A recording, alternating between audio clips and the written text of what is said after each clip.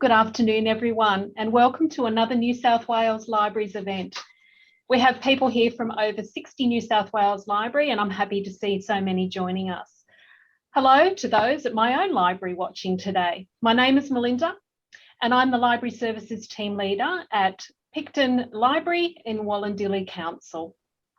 I acknowledge that wherever we are in Australia, we stand on the traditional lands of the Aboriginal people. I recognise the traditional custodians of these lands and the continuing connection to land, culture, community and story, and pay my respects to elders past, present and emerging. At Wollondilly, we are on the lands of the Dharawal speaking people, and I invite you to recognise the custodians of the country you are on. Now today, we welcome Meredith Burgman and Nadia Wheatley, who have written Radicals, Remembering the 60s. Meredith is a former academic and served as the Laver president of the New South Wales Upper House and is also an author among many things. Nadia is a well-known Australian writer whose published works include picture books, novels, biography memoirs and a history, and is a previous winner of the New South Wales Premier's History Award. Both women are radicals, and today we will discuss the development and writing of this great book, which I absolutely enjoyed reading. So welcome, Meredith and Nadia. Melinda. Okay, so I'm going to ask a few questions along the way, but basically I think this is going to happen a bit like a conversation, and that's how I actually read the book, as a conversation between people and a great recollection of a great time in history. So the introduction talks about how this book came about. So I guess it'd be great if you could both tell us about your long friendship and how it began. Okay, thanks. And before I do that, following on from your so I'm in Sydney's inner west in the. So I was at Sydney University. I began in 1966, and by 1967 I was living at Women's College. I was in second year university and I was doing English honours. One night in particular, I knew who Meredith was. I'd seen her around, but we'd never talked.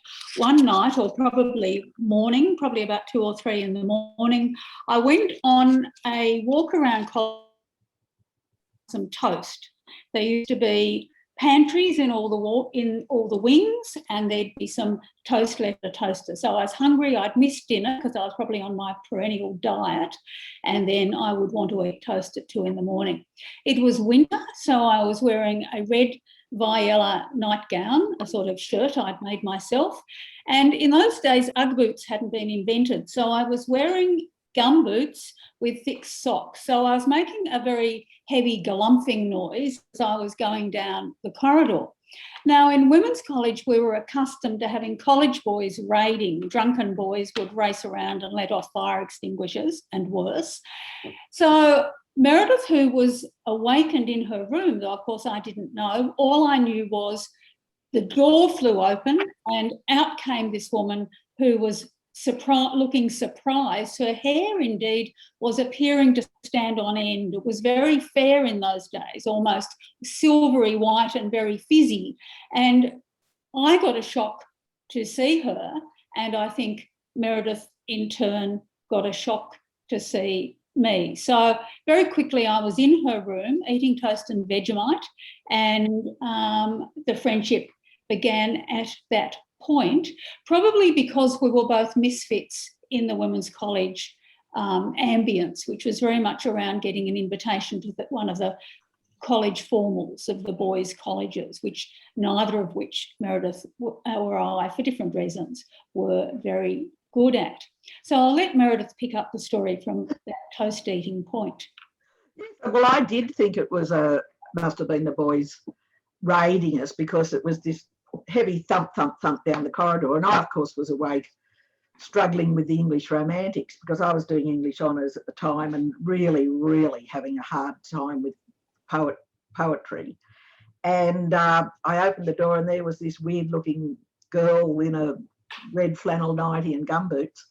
And when we started talking, we realised that we were, both doing English honours. And Nadia, of course, was very, very good at it and helped me through for the rest of my time doing English. I really do think we came together, well, me with a hatred of John Donne and Nadia with an understanding and love for the English Romantics. Yeah, I wasn't particularly fond of studying John Donne either, so I can certainly relate to that. Now, let's just fast forward, jump over a year, because there's a significant thing that happens almost exactly a year later, which is in the winter of 1968. So for your people watching who were around at the time, they'll remember that 1968 was the year when the revolution seemed to kick off in Prague and Paris, and to a somewhat lesser degree in Sydney. I was so totally involved in English honours that I never read the newspaper and never watched television. But Meredith was also doing a subject called government, and she can tell you about her understanding of what was going on politically.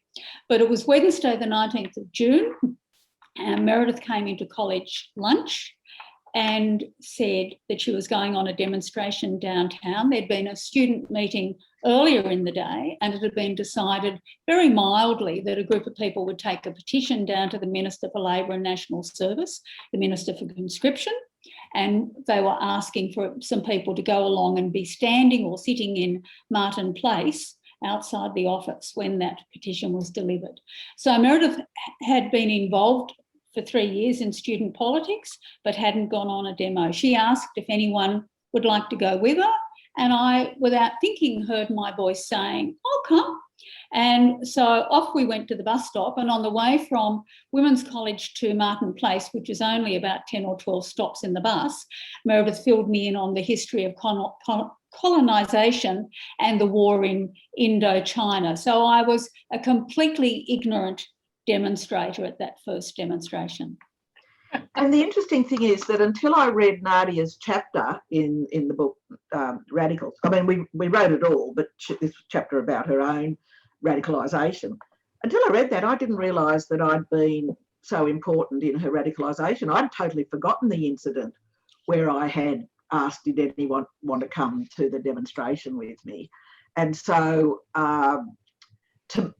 to me, that was a great surprise. I mean, I'd become radicalised because of the Vietnam War. I'd gone into university still reasonably conservative.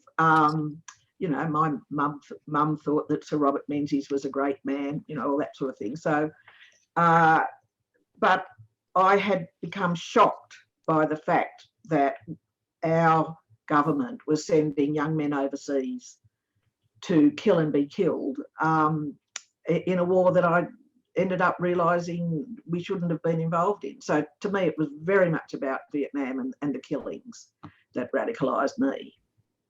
It is interesting that you talk about that, you know, you have different recollections of that time, and the book has helped put that together. And I guess that's why it's so important that you had so many people that you interviewed and contributed to this story to get a wide recollection, which is really great, I think. Yes, well, yeah, sorry. I was just going to say that we wanted to get people from a wide range of different radical experiences. Yeah, and you certainly did that. Now, I want to read a little snippet out of the introduction, which says, you're talking about how millennials can express themselves today, and you said, or we could go onto the streets and seize front page headlines by getting bashed and arrested by police. That was social media in the 60s. So I guess, you know, times have changed, but times haven't changed. And I guess that's part of the message you're trying to get across in the book? Very much so. The methods that we use are very different. I mean, for one thing, the political poster has almost disappeared, because in our day, it was the only way that you could let people know about a demonstration was you screen printed a poster and then you went out and pasted it up all around the streets. Whereas now you've just got to click, click, click on your email or your mobile. And chalking up, you know, we used to chalk instructions all around the university. And then, of course, there was the dread Roneo machine, which, of course, was women's work because men didn't like doing it. But you had to, you know, it was quite hard physical labour and very finicky. So the way in which we got our message out was very different. very cumbersome, and you could quickly do it by having a number of people arrested at some demonstrations. It would be all over the papers the next day, and it really was a very fruitful way of spreading your message. Yes, when we get a little bit later in this conversation, I'll show a slideshow of pictures. And one of them is of Meredith and also me getting arrested outside the Regent Theatre in George Street in Sydney when a pro-war movie called The Green Berets was being shown. Now, the news clipping that I put into the slideshow refers to, in its headline, a city riot. Well, there were only 6 of us who went in the demonstration, and I think 5 out of the 6 got arrested. But to get that headline, you would have to do something such as sit down in front of a police wagon. So sometimes you would almost decide who would be willing volunteers to get arrested on that occasion to create the headline you needed, because that was the only way you could get out before the big demonstrations of the 1990. In the early time, you had to grab and make the news yourself. And you neither of you have hung up your boots yet, so to speak, have you? Because you refer to in the introduction of the book that you were at the Black Lives Matters, get together again and join the thing. So it's great to see that, that friendship has stayed, but also, the reason in some ways this friendship came about has continued as well, and particularly through the book. I see the books as a series of conversations and recollections that you've had with people. And it's a great way for people to learn about this particular time in our history. How important was it to you both to share in the way that you did? Well, one of the things we both discovered was how much fun it was working together, because we'd spent 54 years being good friends and bailing each other out or spending time in cells or being involved in radical activity, but we'd never actually worked together. And so it was great to discover that Nadia was almost as obsessive as I am about sort of detail and things.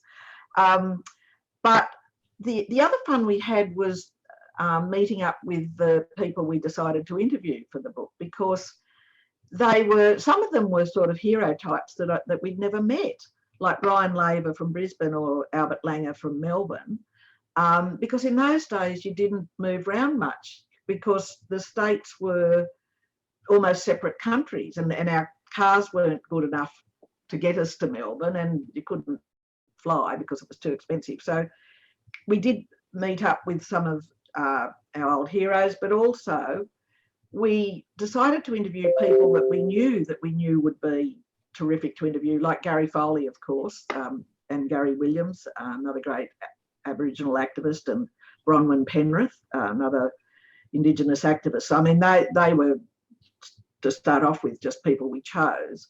And then we kept thinking, what are our gaps? Where are our gaps? And we decided we needed to not just have political activists, because the 60s was about a flowering of radicalism in the arts and in theatre and in even in things like drug taking. So one of the people we've interviewed is Robbie Swan, who gets arrested for 600 marijuana plants and then goes on to found the Sex Party. Another person we interview is Margaret Roadnight, the very well-known folk singer who, of course, sang for the Vietnam moratoriums. We interviewed Jeff Robertson, the human rights lawyer in Britain. But then we thought we really need someone with an industrial background. So we interviewed Peter Batula, who gets radicalised working in a mattress factory in Melbourne. And we discovered a whole lot of different ways in which people became radicalised. I assumed, and I think Nadia did too, that it would be Vietnam, the civil rights movement in America, and perhaps apartheid. But for so many people, for John Derham, it was the Ronald Ryan hanging in 1967, and for Peter Duncan in South Australia, it was the fight against the gerrymander.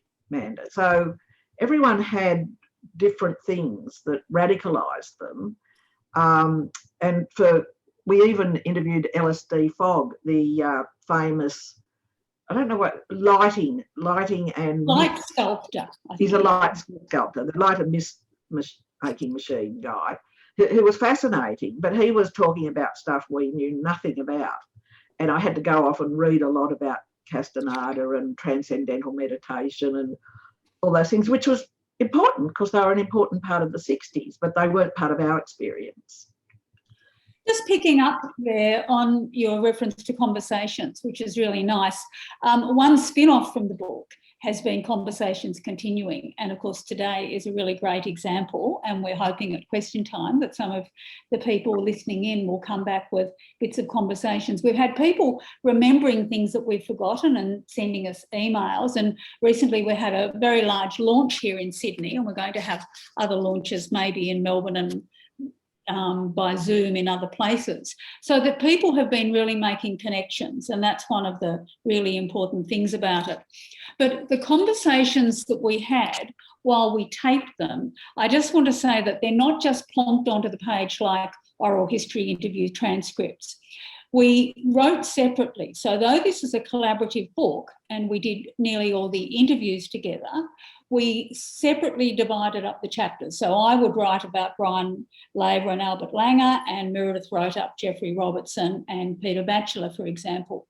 So that though we would talk about them, we'd discuss them, but those conversations in the book seem to talk to each other. So the people in the book are talking to each other, and the conversations are reaching out, spinning out further beyond the book. We say that it's not trying to be a history of the 60s. So there will be points that some people will remember differently or disagree with or argue with, and that's fine. It's starting, talking and remembering is what we're on about. I guess that's what a conversation is. It's a recollection. It's your experience and you're sharing that with others. You can agree or not disagree, you know, in a conversation anyway. So I think that's why it flows quite well.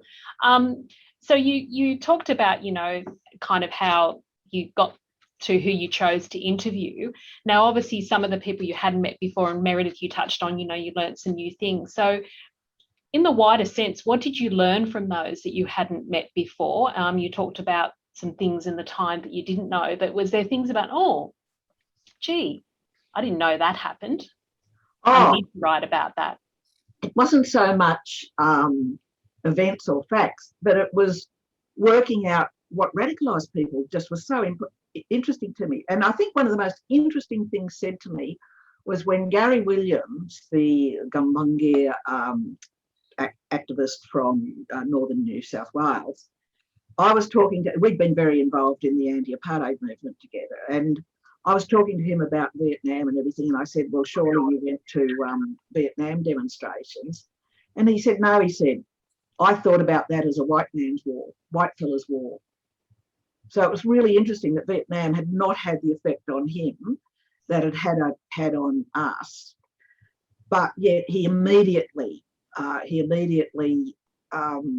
related to the apartheid stuff, which of course was how we got to know him so well.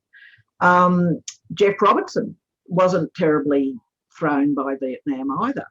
He actually saw it in that intellectual way he has of being white Australian students being drafted and then complaining about the fact that they were drafted, whereas in America, of course, it was the African Americans who mostly fought. So it was quite a different struggle against Vietnam in Australia, and I think Jeff saw all that almost in class terms. But what really radicalised him was the censorship issue and the fact that as a schoolboy, he, because he was a public schoolboy, got an expurgated edition of The Tempest to study for his final year at school, whereas the private schoolboys got the whole version and therefore understood properly the sexual tensions and the Caliban relationship and all this stuff about The Tempest. And that to him absolutely angered Jeff and was part of his radicalisation process.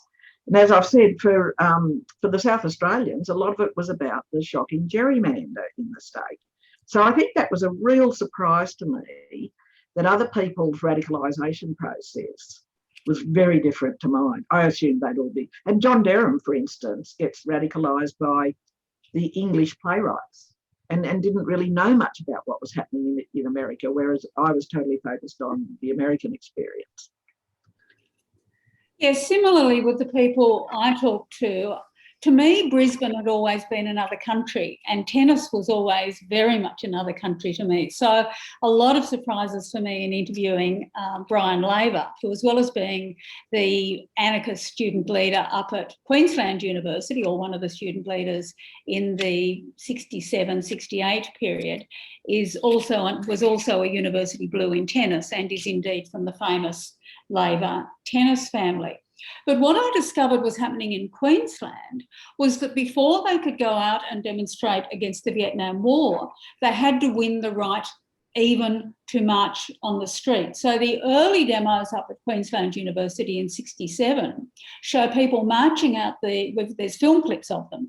They show people marching out the university gates, and instantly 14 or 24 of them will be arrested just for marching. And then they had to win that right through civil liberties input and through practicing the American principles of sitting down and non-violent civil liberties action before they could even start empowering the students or educating the students about the Vietnam War. So that was one very interesting bit.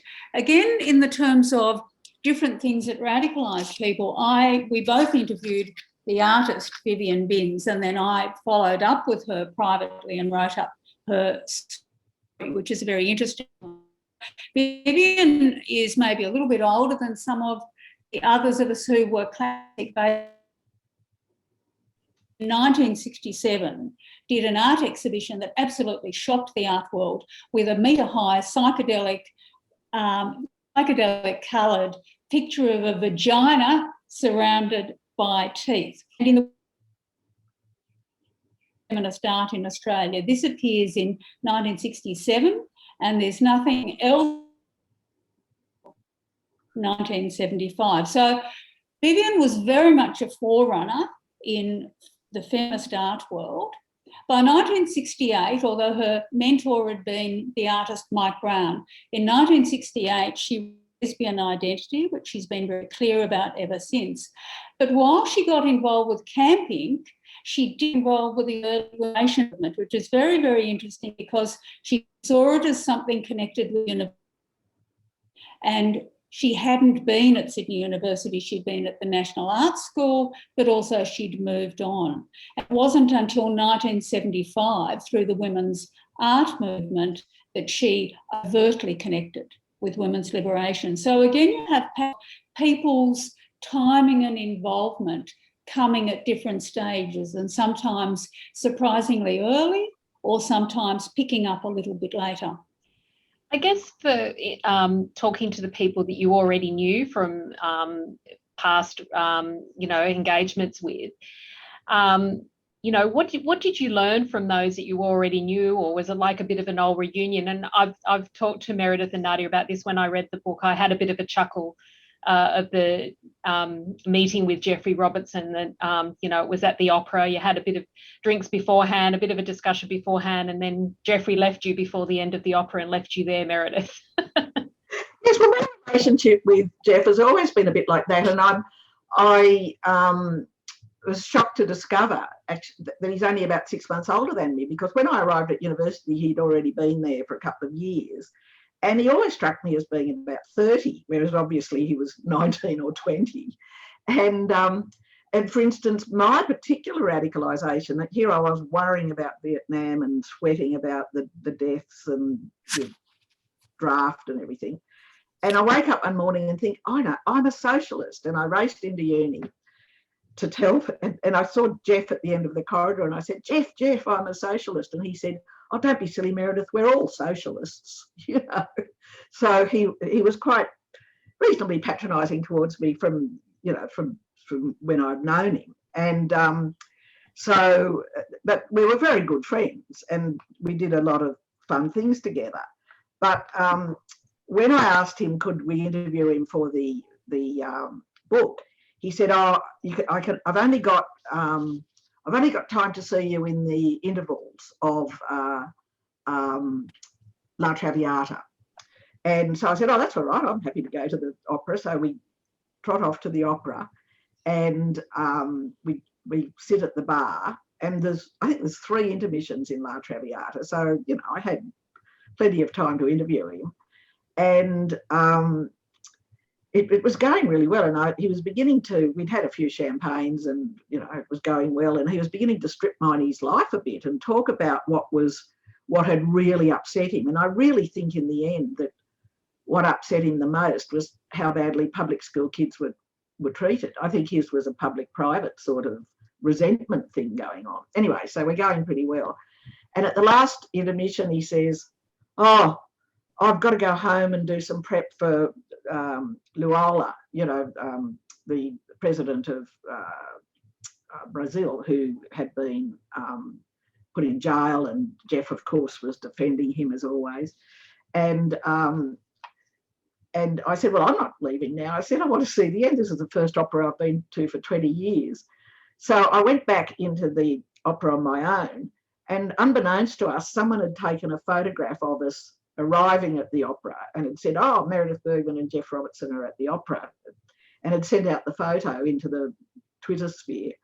And as I found my way back to my seat, on my own, the Twitter sphere got treated to Jeff Robertson's left Meredith Bergman, and she's watching the death scene on her own. So, I don't think Jeff even knows that story yet. Is there anyone that you felt, you know, was a bit of a reunion, Nadia, that you... Well, a person and a place, really. I was just thinking about that while Meredith was talking. And although Meredith wrote the chapter about Gary Williams, I went up with her to Nambucca, where he lives, to do the interview. And I'd actually stayed up there at Nambucca when I'd first known Gary, not staying with him, but stayed up there in the Christmas of 72, and up there in the new year of, I think it was about 1979. And so always, particularly with the first, really, Meredith and I went up, we saw Gary and partner Deirdre Bear, and it was just a lovely reunion to see them up there in Nambucca, where Gary is just doing sensational work, working with other people to restore the Gumbaynja language and to do a Gumbaynja dictionary and to bring that language to a new generation of young people. So seeing Gary in his place was, for me, the reunion of all that was just fantastic. Thanks, Nadia. I know some of our viewers are having a little bit difficult. I think your screen a couple of times has frozen, but it might be just your Wi-Fi connection. So if there's anything we need to explain, please pop it in the chat and we can get Nadia to repeat. So I guess what I would like to go on to here is the process of how you wrote the book. You went from, you know, compiling obviously interview transcripts, working out who was going to write what, you know, the surprises of both your own recollections, etc.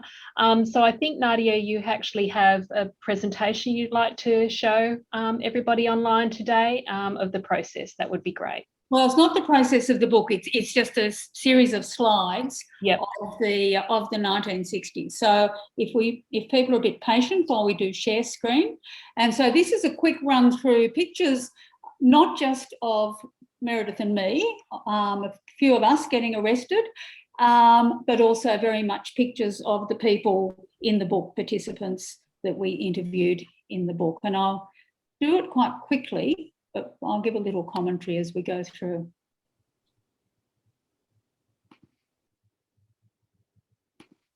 Let's just see if we can get that PowerPoint up. Okay. Oh, I'm not seeing the PowerPoint on the share screen at the moment, Melinda. We just have to wait Can you see it on yours? Hasn't come up yet, Nadia. If you want to keep trying, and okay. Meanwhile, if you want to start letting us know about perhaps the process behind writing the book, how you worked together, how long it took, Okay, well, because I'm one of those historians who dates things all the time. Meredith came up our place for dinner in January 2016, and we were really talking about radicalisation and radicals. So, as you know, these days the word used for radicals of the right. Someone the other day was talking to me about it being pretty much co-opted by that, but I very much wanted to keep the word for us, for our radicals. And so we're talking about the which can be extremely quick, and for us as young people it was. So when we thought that very night of contacting people and doing a book, the aim was also always the moment, the issue that radicalised people. In choosing people for the book, we chose people who came from conservative backgrounds, so people's parents were from Menzies voting or DLP backgrounds, and sorry, I'm just fiddling around with share screen while I do this. Well, and so we were looking for people who had a particular issue that would cause them to become radicalised. It's not coming up on mine, that's the problem.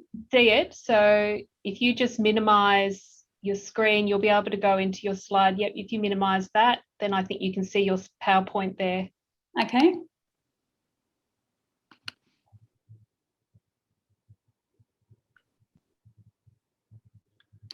Well, I might just take it up while Nadia's struggling with the technology. The interesting thing is we had no arguments at all. I would have thought the two fairly opinionated old ladies, you know, writing a book together would have had huge arguments, but we never once, we had one argument about what font to use, because Nadia is unfortunately Times New Roman and I'm Arial. But that, I think, was the only disagreement we had. We had very sinking views of what we wanted. We knew we wanted to tease out that process where someone goes, you know, that's it. I think, you know, Margaret Roadnight talks about the moment when she listens to the Malvina Reynolds song, What Have They Done to the Rain, and realises it's about nuclear fallout. And that was a huge eye-opener to her. And often people didn't have that aha moment, but they were gradually getting there, and we wanted to trace that process, and we wanted to interview interesting people, and we obviously wanted a geographic spread, as far as we could, a gender spread, but I think there's 8 women and 12 blokes, and also the ideology. It's really interesting that the participants, they're Maoists, Trotskyists, anarchists, drug addicts, you know, I mean, just really the full panoply of the 60s. And yet they've all seemed to have managed to get on really well in the whole process too. It's been a fun experience, actually. Okay, have I got this up? Shall I go? Yes.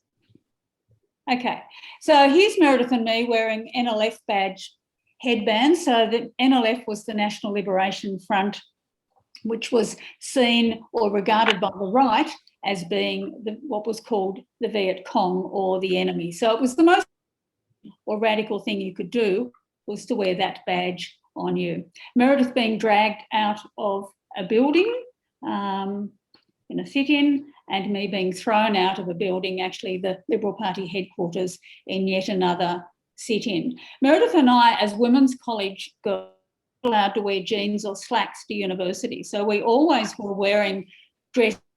As our dresses were dried up, our knickers would show, and we were always the girls who got photographed.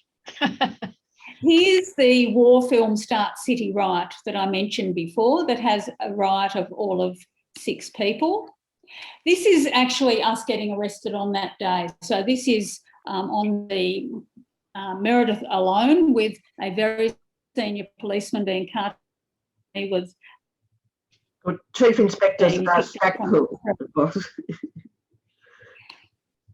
So here we have Albert Langer and Gary Foley, both great orators, both in the act of speaking. So again, before the days of social media, you'd grab a place at the university or grab a place on the streets, and actually someone speaking and talking about the war or talking about conscription or talking about land rights was one of the really significant ways of getting the message across. Here we have the young woman is Helen Voisey, who was in charge of, or one of the leaders of high school students against the war in Vietnam, an 18-year-old girl talking to 20,000 people at the first Sydney Moratorium, and the wonderful folk singer that Meredith's mentioned, Margaret Roadnight, who often would be on the back of a truck singing, and here she is at the Melbourne Moratorium with the Left ALP leader Jim Cairns in the background. Brian Laver up in Brisbane getting arrested. I love this photo because he's with his pregnant wife and with his young daughter, and he's been arrested for the act of carrying a poster. Now you can see the policeman's confiscated it. It was a very small poster. So just for the act of being on the street and carrying a piece of paper, you could get arrested in Brisbane. Very natty lawyers in the Peter Duncan, who later was Attorney General of South Australia, Australia's youngest ever Attorney General, and again a street march of high school students against the war. This was very important. The issue of workers' control was one of the things that we also took up in that proliferating of issues era. And the guy in the duffel coat with the rather long hair and the beard is Peter Batula, who was radicalised not through university, though he was at Monash, the Maoist centre, but he was radicalised while working in a mattress factory, and that radicalism continued throughout his life. The guy in the top hat is Robbie Swan, the guy who got arrested for 600 marijuana plants, and a very mild-mannered Albert Langer, the Maoist from Melbourne, is drinking milk with his wife on a picnic. This was a bit of a spoof, this photo. It's all the Aboriginal leaders from Dennis Walker from Brisbane, flanked by pictures of Malcolm X and Che Guevara. This picture, which appeared in the newspapers, really got Special Branch really worried about black power in Australia, though it was a set-up job. Peter Manning, who's in the book, a very young Peter Manning talking to Gough, and a very young Jeffrey Robertson. This gorgeous photo of two university students on their first day at Sydney University, Gary Williams and Charlie Perkins, both absolute legends in the Aboriginal Land Rights movement. As Meredith said, John Derham was radicalised in the theatre through British playwrights, but we also have the First Nations woman Bronwyn Penrith, who did Street Power and Street Theatre, and there she is in her role epitomising white power. That performance actually got on to evening television. A bit of colour, we have Vivian Binz's Vagina with Teeth and LSD Fogg's lighting poster, Margaret Reynolds marching in an abortion march, and Josefa Zobski, who was one of the people in one of the many demos where women demanded the right to drink in pubs. So women were not allowed into public bars in hotels until they won that right.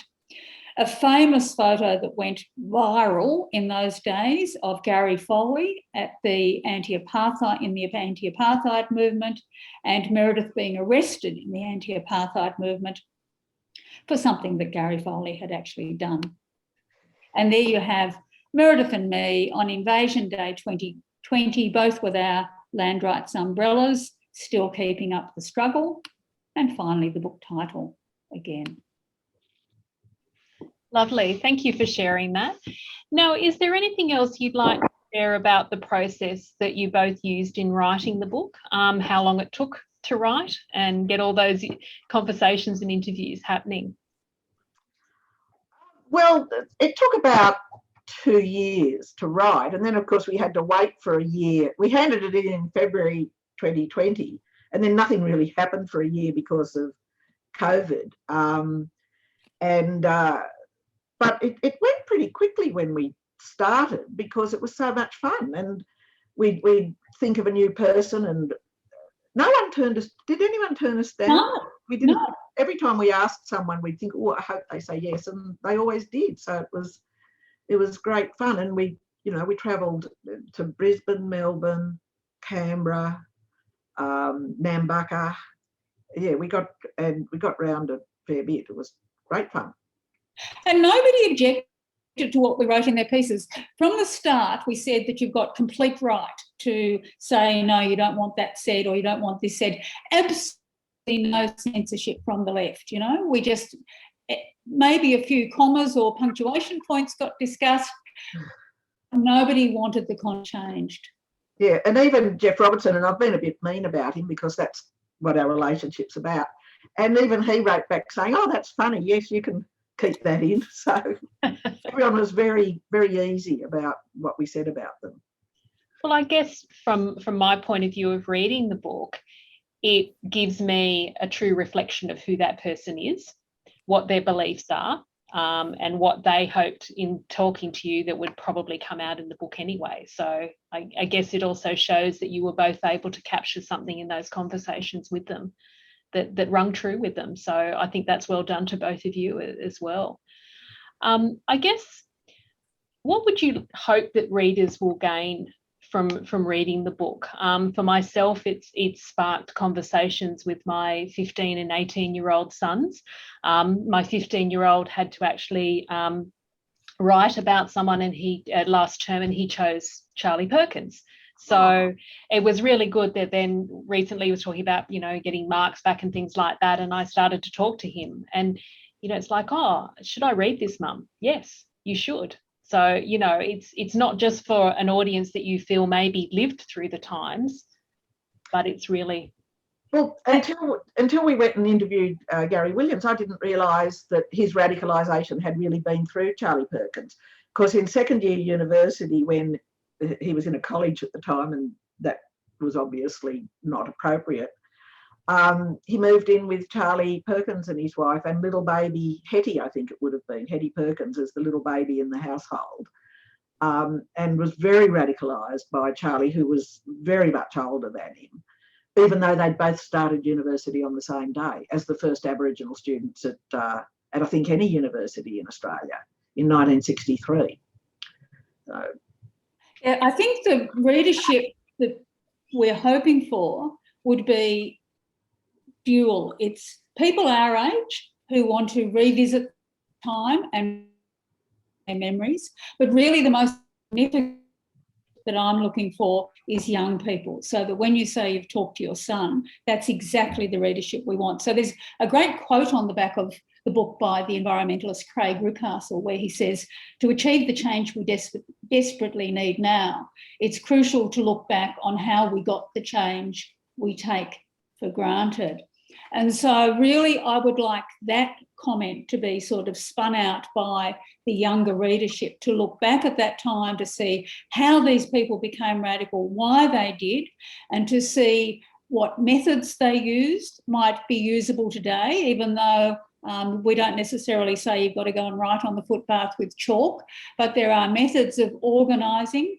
What's really significant, I think, about that radical time is the flat structures, the grassroots organisations, the working from the bottom up, which are models that are as useful today in community-based organisations as they were at the time. And we would hope that people would see that radicalism, or I would hope they'd see that radicalism is a full-time job and a lifelong career, so that for Meredith and me and for everybody that we interviewed in this book, they have carried it on. Some have carried on the struggle in huge international macro ways, and we think of Jeffrey Robertson. Other people have carried on the struggle in more local and community ways. So as well as Gary Williams with the Gumbaynja language, we have Helen Boise, who's fought to preserve the heritage shacks at Era Beach, and Bronwyn Penrith, who's chair of Mudgeongal, the Women's Centre in Redfern. So a lot of people working, including Meredith, at a very high political level, other people working more individually, like Vivian Binns or maybe me, or working at a community level. So a lifetime career and a lifetime commitment are two messages I'd hope people would take. I wouldn't call it a career, because that sort of sounds like you might get paid for it, and radicals are always pretty poor. Now, before we have got some questions from the audience, so just before I go to those, I think the conclusion to the book is a lovely roundup of those series of conversations and the messages that you perhaps wanted to get through to the readers. How important was it to get that conclusion together? Well, Meredith, actually, I wrote the first draft of the introduction and Meredith wrote the first draft of the conclusion. Those were the only bits in the book where we have a we voice as opposed to an I voice, and that we got everything together. So I'll let Meredith talk about the conclusion. Well, I think Nadia always has a better overview of these things than I do, because I tend to get very caught in the actual detail. But I thought the important thing that came out of the book was that the people who had been radicalised had remained radical and had remained engaged, and that the Australian, I always felt that the Australian radicalisation of the 60s and 70s was very different to, say, America, because it never became violent. And my view about that was that we in Australia had a class-based party which was led by policy about bringing the troops home. So from 69 onwards, you have the Laver Party saying, we will bring the troops home. Whereas in America, you had both sides. You had the Democrats running the war and you had the Republicans saying, we're going to make it even worse, which is why I think you get the violent, that you get the Weather Underground and you get the violence, and even among the Black Panthers, because they saw no way out, whereas our radicals saw a way out. And I talk about that time just after the assassination of Bobby Kennedy, where I personally felt that the war would never end, because he was going to, obviously lots of things wrong with Bobby Kennedy, but he had promised to bring the troops home. And if he'd been elected president, the war would have ended. But it was quite clear that it was going to go on for, well, it went on for another 7 years after Bobby Kennedy got assassinated. So I think the American youth felt much more desperate than we did.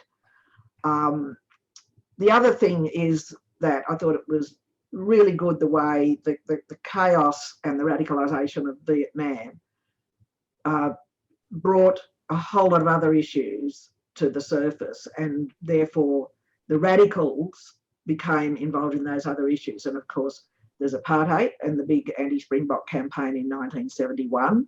There's the beginning of women's lib in about 1970, the beginning of gay lib shortly after. And then you have the green bans in 71, the beginning of environmentalism. And of course, land rights and Aboriginal rights, which become very, very important in that early 70s period. You have the embassy, the tent embassy in Canberra in 1972. And so you start, our sort of 60s really starts in 65 with the Freedom Ride, and two of our participants were on the Freedom Ride. And it finishes in 1975 with the dismissal of Gough Whitlam. And in that period in between, you have all those other issues, which to some degree are allowed to come to the fore because of the radicalisation caused more or less by the war in Vietnam. So I think my final takeaway from it is, yes, it was a time that probably will not be repeated, but there are still a lot of lessons along the way from it. I think it's, I was born in the middle of that time that you've written about, so I was only young, but you talk about the time that finishes around 1975, and I have this recollection of being at a local festival, and Gough Whitlam was there, and kind of being on my dad's shoulders watching this man, that I knew was somebody important at the time, but since then have realised how important it was in history. And so, for me, being able to read the book, further, I guess informed me on things that I had beliefs in. So thank you for that. If it's okay, we've got some questions from the audience. Yes. So I'm going to ask some of those. So we have Narelle, who said, how did being arrested at the time affect you later in life, employment and other opportunities? Well, I'll answer that first maybe, and then Meredith can, because it affected me, because I left university and became a writer. So I've been self-employed. I haven't had jobs. Hasn't affected my life or my career, but the capitalism of that time has imbued everything I've written. So though I first became known as a writer, I didn't set out to write issue-oriented books. Your beliefs come out, your politics come out, even in a very simple picture book. So those times influenced the whole of my writing life. No, nobody cares if a writer gets arrested. Well, I got arrested quite a lot, especially during the apartheid period, because you'd sort of just walk out into the street and you got arrested. And once I read my ASIO file, I realised that's what they were doing. They were targeting the leaders of the anti-Springbok campaign. So I was quite well known as having been arrested a lot, more than a dozen times. I've never sat down and really worked it out. When I was pre-selected to go into the Legislative Council, the right wing of the party basically tried to stop me on the grounds they said that I had been, and the wording of the legislation is quite vague, and it talks about a serious offence, and then in another part of the legislation it talks about an offence for which the penalty is more than 2 years jail. And unfortunately I had a assault police charge, or I was found guilty during a demonstration against the corrupt Vice President of the United States, Spiro Agnew. So not only did this particular arrest be a problem when I was trying to go into the Legislative Council, it became a huge problem whenever I tried to get into America, until my beloved Barack Obama changed the wording of the visa waiver form so that I could actually get into America with a visa waiver. But I was trying to go backwards and forwards a lot at the time because my son was living there.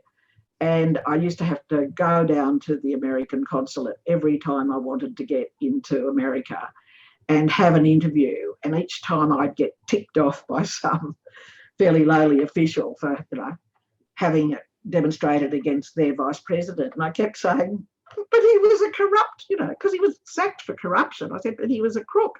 And they'd go, oh, but he was our crook.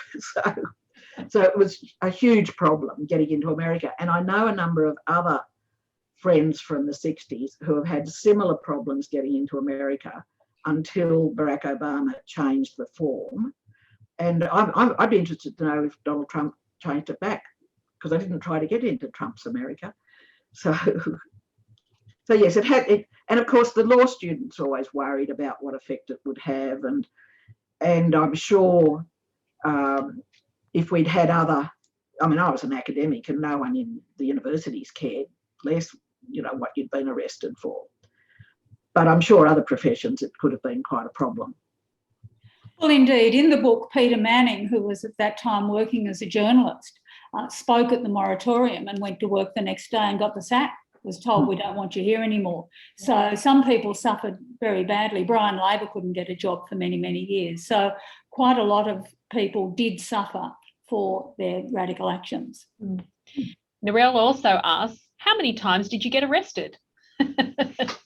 Did you lose count? Meredith said she can't remember. I didn't get arrested as often as Meredith, but it's always a bit vague because things happen and charges sometimes get dropped, and sometimes there'll be two charges at the same time. So it's not just old lady forgetfulness that means that you can't actually remember.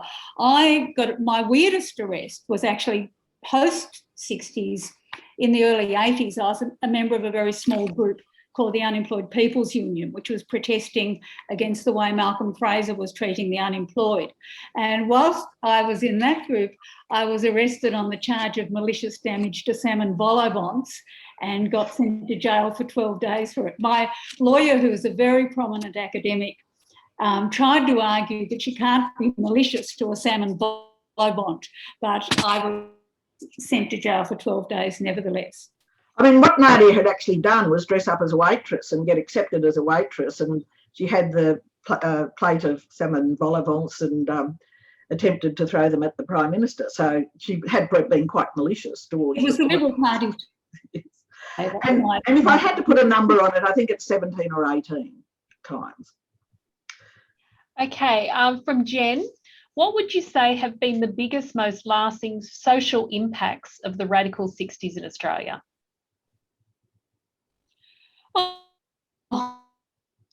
Biggest probably the impetus that gave to the election of the Whitlam government. I mean, of stopping the war was the primary aim, and Whitlam government did bring the troops home. But, you know, when I look, for instance, multicultural, that just about everybody, apart from maybe one nation or thing, that came out of the Whitlam government. So to me, that's just one example of how the impetus for all those separate movements, all those separate issues, gay liberation, women's liberation, the anti-Vietnam movement, anti-apartheid land rights movement, and of course a lot of older people as well who voted Whitlam in 72. Even though Whitlam got dismissed in 75, the impetus that came from that period, in that short period of the Whitlam government, we continue to see the effects of that. And the great motto of the period was, of course, the personal is political. And you see this flowering of women's liberation, gay liberation, and of course of black liberation too. And I just think they were crucial things to come out of that period. Okay. Margaret at Gosford would like to know which newspaper had the headline City Riot. Oh, it was one of the evening papers. It was probably the Mirror or the Sun. The Mirror.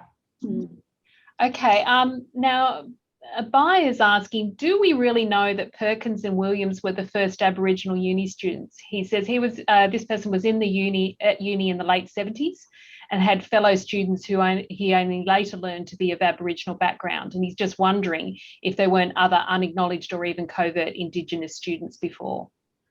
I'm sure there were, but Charlie and Gary in February 1963 were the first open acknowledged Aboriginal students. And it was hard for both of them. It was very hard because there was, and we all know that you have to have a cohort of students with you to be able to cope with what's a difficult experience going to university for the first time. Yeah. Now, Parramatta Library have got a watch at the library event, so they must have a little audience there like here at Wollondilly Library. And there's a question for Meredith. Why was Wendy Bacon and other libertarians not included in the book? Well, I had done a book earlier, about 4 years ago on ASIO, and I had included Wendy, and we tried really hard not to include people that we'd included before. So that's why Wendy in particular wasn't. But we certainly had anarchists. I mean, Brian Laver was the leader of the anarchists really in Brisbane. And I, of course, called myself an anarchist for 10 years. So I saw myself as a bit representative of that. I was not really libertarian because they're more individualist anarchists than I was more an anarcho-syndicalist. So we didn't leave out the libertarians on purpose at all. It was just that I'd already interviewed Wendy for the The previous. other thing with Wendy is, similarly, we didn't put the Aarons brothers in, we didn't put Hall Greenland in, because we were looking for people who came from conservative backgrounds. Wendy's family was more generally radical, and so she didn't really fit the template for what we were looking at. And again, with the Libertarians, they were sort of a bit earlier. That Sydney push stuff was older people a bit earlier. But in the story of Vivian Binns in this book, there's very significant influence of a libertarian guy who was her first really important lover and mentor. So these strands do weave through it. And I think Robbie Swan would probably call himself on that libertarian fringe too. Mm-hmm. Now, Anne's a fellow radical of your generation from Randwick Library. She attended University of New South Wales in the 60s, where she was studying French when the May June events occurred. So she attended the demonstration outside George Street Cinema and had a photo taken for the Tribune newspaper. Right. She was in the Labour Club and Communist Club at uni, and she also remembers attending the Left Action Conference in Sydney, where Albert Langer and co featured so prominently. And some of her French lecturers also attended. She was wondering if you were there. But the left Well, I wasn't, because I can't remember Albert from that time. I probably wasn't either, although my memory's so bad I could well have been there and not remember. But the intellectual ferment at the time meant that there was a conference or a teach-in or some sort of seminar about, I was endlessly going to teach-ins about Vietnam. And so we were having, every long weekend there'd be a conference, and people went to them. It was all very exciting. There were workers' control conferences and endless and very exciting actually in that period. And I think this is coming on when we're talking about being arrested before. Christina just said, you know, how many times did you actually get charged? And I think you both did touch on that, but how many times were you actually convicted? I can tell you that I have 11 convictions, because they're much more easier to point out. Yep. And at one stage I thought I had 11 convictions and 10 not guilty. But I've tried to go through and I can't remember where the last 3 or 4 are. But I'm beginning to find all the blueies, you know, those blue bits of paper you get when you have to appear in court. And because I'm a hoarder, I kept them all. And in my old age, I'm beginning to find them all. So I'm actually seeing a bit of paper and going, the Rhodesian Information Centre. Oh, I remember that one. And it's totally slipped your mind, and then you remember. The last question for the day from someone is, who are the radicals of today? All those wonderful young people who are fighting for proper action on climate change. All the people who go to the Black Lives Matters demonstrations, the people who are still carrying on about the refugees that are still locked up forever, the women still complaining about the wages gender gap is the same as it was in 1977. It has shifted only half a degree either way. It's just shocking. Yes, so stay cranky, because what would you say, Nard? Well, again, what was one of the very positive things in the book is the way that many of the interviewees ended by affirming the young people of today, particularly Gary Foley talking about the young Aboriginal people of today, but also talking about the young white students that he teaches.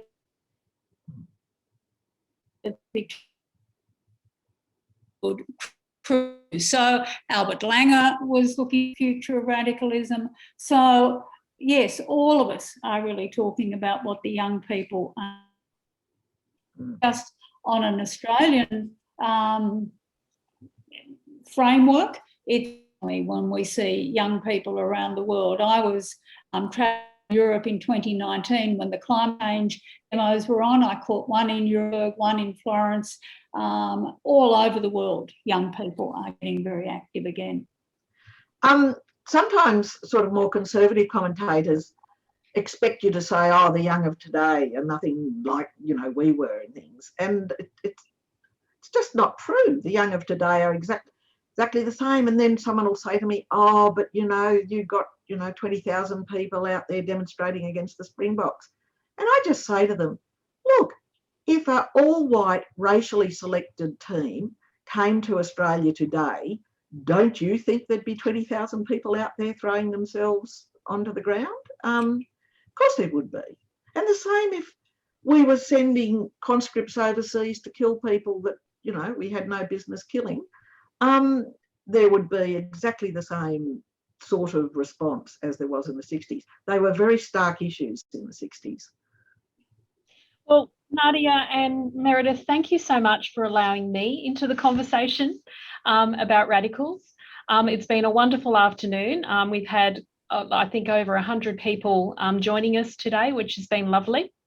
So I'd like to thank you both and look forward to having a conversation. Actually, we've got some people who've joined us at Wollondilly Library today to watch the screening live. So I'm going to go out in a few minutes and have a conversation with them about this wonderful conversation that I've just had. So thank you so much for joining us. Thanks, Linda. It was fun. Yeah. Thank you. Thank you, everybody. And our next online author talk will be with Hugh Mackay, The Kindness Revolution, and the information to book in that has been put in the chat. We thank you for joining us this afternoon. Thank you very much. Thanks, Melinda. Thanks, Melinda.